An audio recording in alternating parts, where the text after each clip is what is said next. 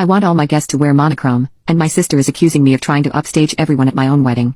Now I am considering uninviting her. So I'm having a hard time seeing where I went wrong, but me and my husband-to-be both struggle with NPD, so I figured an outside opinion might be helpful since neither of us tends to understand when we're wrong right away.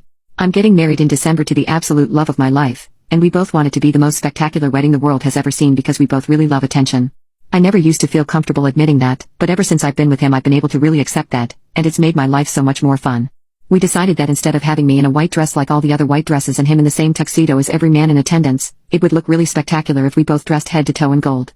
What we want is for all our guests to wear either black, white, or gray and for us to be the only ones wearing color.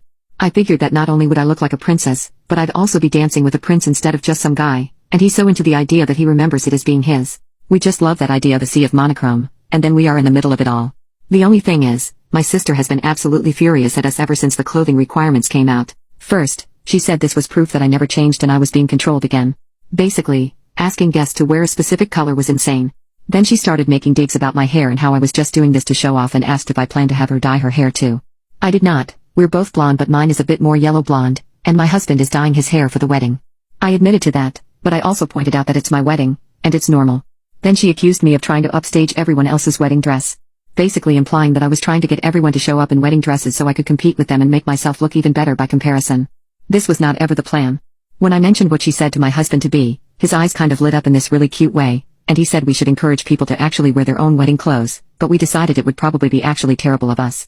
We decided to let our families wear copper if they wanted, so they would stand out as a nice accent to gold, and then my sister would also get to stand out. I was totally willing to pay and said as much.